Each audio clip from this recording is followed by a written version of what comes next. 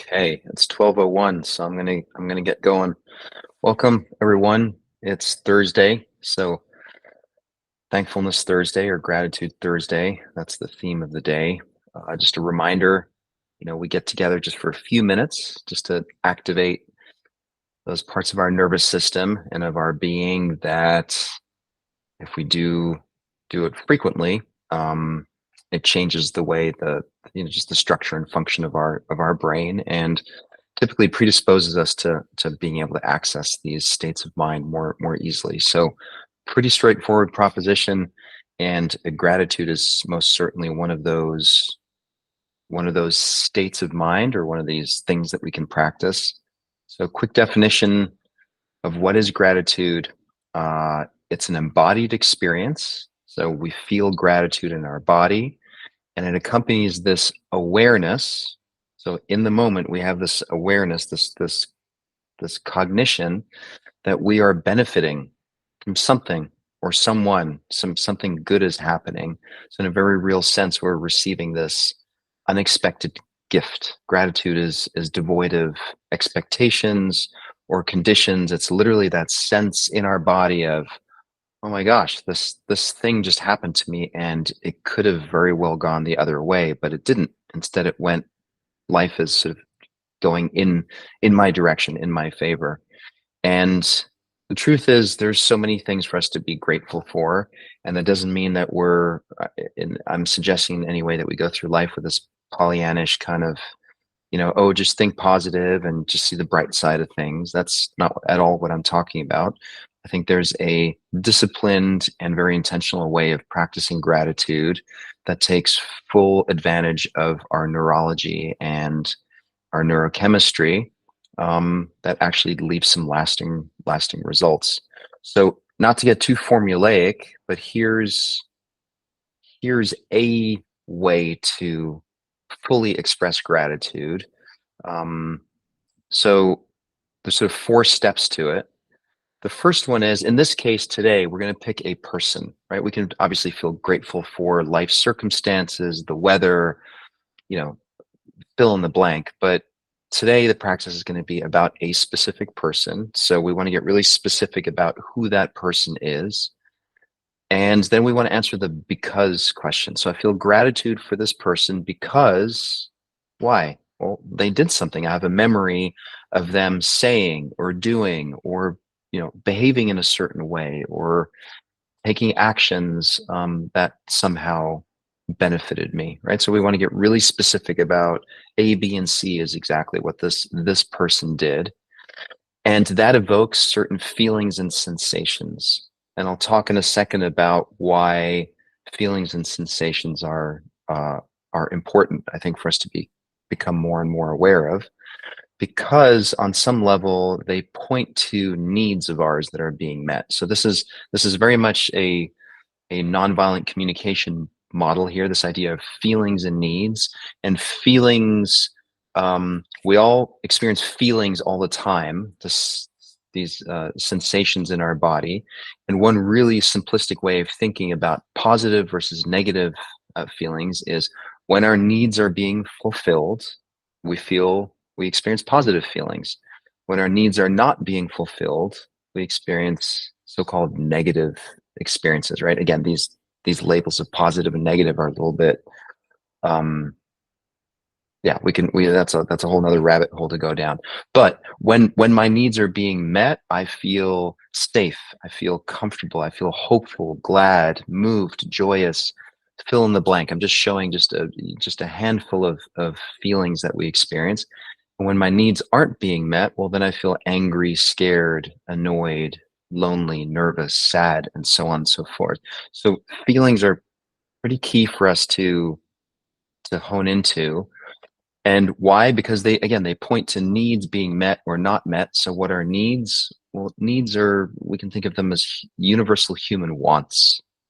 No matter your culture, no matter your gender, no matter your socioeconomic status, at the end of the day, as a human being, there are certain universal wants that we have, and the most basic ones are things like physical nurturance, like air, food, the ability to move freely, rest, shelter. These are sort of the obvious ones. And then come other layers, of autonomy, integrity, self-expression, independence. These are, again, when those needs are being met, we typically feel positive. When they're not being met, our body sends us the signal and says, I'm not feeling so good. Okay, so back to the gratitude practice. So I want you to close your eyes and think of someone who recently, actually, it doesn't even need to be recent. Just connect with a memory of someone, a human being in your life, doing something for which you feel gratitude. And just see if you can drop into this memory.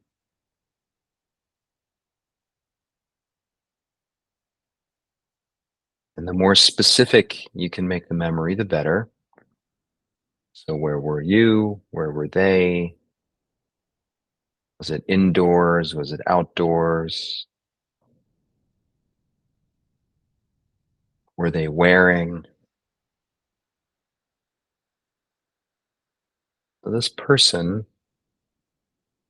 did something that felt good for you. So see if you can get clear about what exactly is it that they did. What are the behaviors, the actions?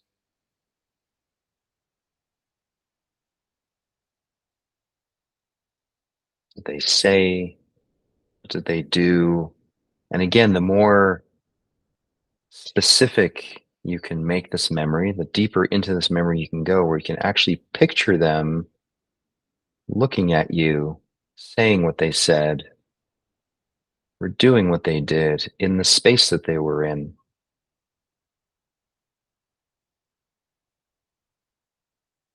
And see to what extent you can get clear about what exactly are the things that this person did that felt good.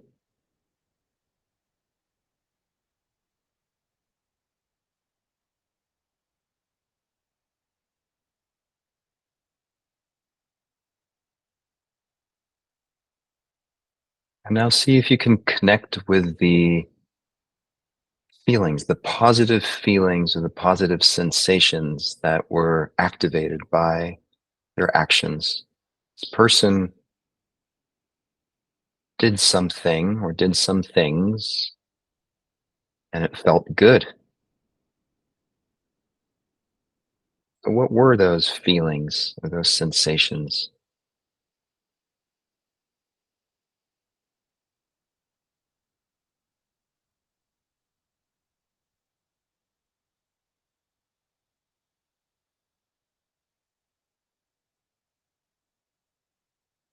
Just take your time and kind of drop into moving from this really high level, oh, it just felt good, felt happy, and see if you can drop into specific feelings that were activated.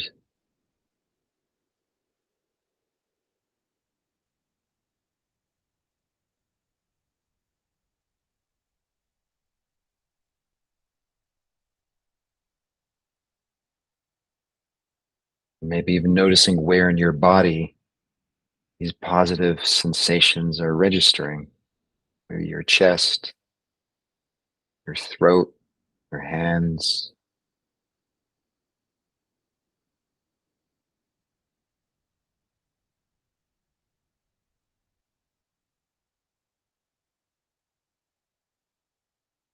We're really just slowing down this process of experiencing gratitude and exploring all of these different facets. Again, who was it? What did they do? And what positive feelings and sensations that stimulate in your body?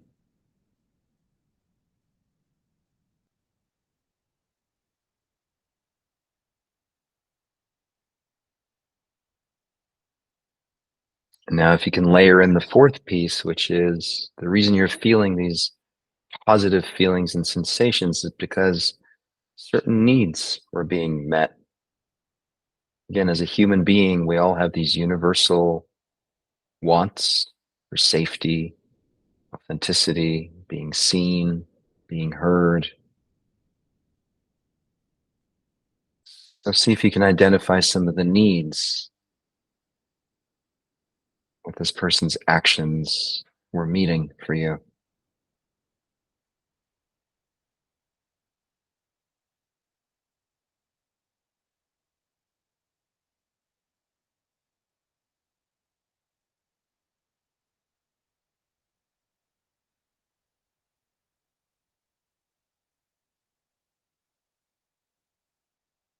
In some ways, what we're doing is we're taking a really slow tour through the anatomy of the process of gratitude for someone in our life that did something, some things that we can identify that felt good in our body. So we're aware of that. And we're also doing some investigating and some exploration as to why that felt good. So we can get clear as to well, this is why I'm experiencing such gratitude for this person's actions.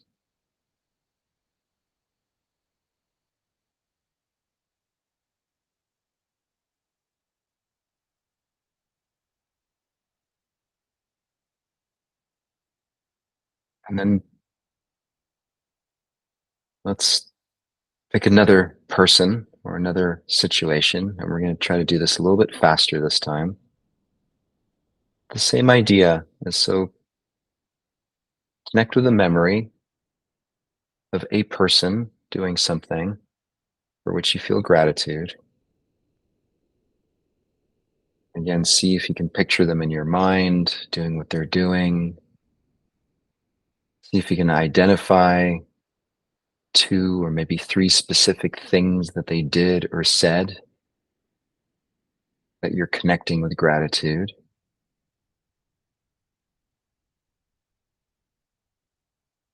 Notice the feelings, the sensations in your body, the positivity. A really quick body scan from your head, down your throat, through your chest and belly. Just noticing where this positivity is registering. And then getting curious about so, what are the needs this person and their behavior supported me?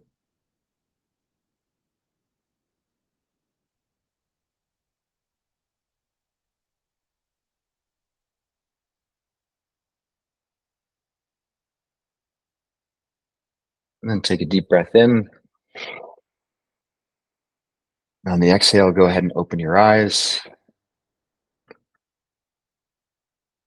So this is a bit of an experiment. This is pretty basic, what we call NVC, nonviolent communication. So feelings and needs being these pointers to why we experience so-called positivity or negativity throughout our day. There's something very liberating about being able to see what I would call the anatomy of how this plays itself out, rather than just being surprised or not being able to have vocabulary or words for it.